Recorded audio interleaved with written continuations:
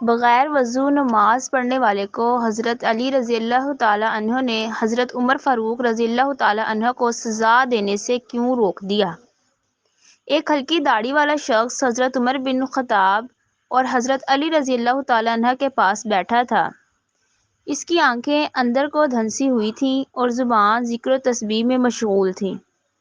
حضرت عمر رضی اللہ تعالیٰ عنہ نے اس سے پوچھا کہ آپ نے صبح کس حال میں کی؟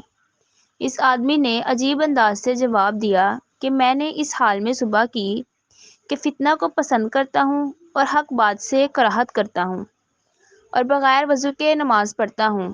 میرے لیے زمین پر وہ چیز ہے جو آسمان پر اللہ کے لیے نہیں ہے۔ حضرت عمر رضی اللہ تعالیٰ عنہ طیش میں آ گئے اور اللہ کے دین کی خاطر انتقام لینے پر آمادہ ہو گئے اور اس آدمی کو پکڑ کر سخت سزا دینے لگے۔ تو حضرت علی نے ہنستے ہوئے کہا، اے امیر المومنین، یہ شخص کہتا ہے کہ وہ فتنہ کو پسند کرتا ہے، اس سے اس کی مراد مال و اولاد ہے، جیسا کہ اللہ تعالیٰ کے اس فرمان میں مال و اولاد کو فتنہ کہا گیا ہے اور حق کو ناپسند کرتا ہے۔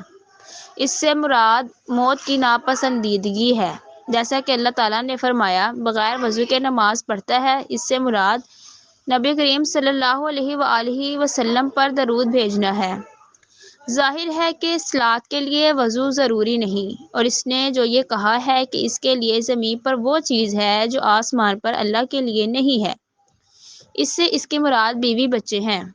ظاہر ہے کہ اللہ کی نہ بیوی ہے اور نہ اولاد، وہ ذات تو یکتا بے نیاز ہے، نہ اس کی اولاد ہے اور نہ وہ کسی کی اولاد ہے، اور اس کا کوئی ہم سفر نہیں۔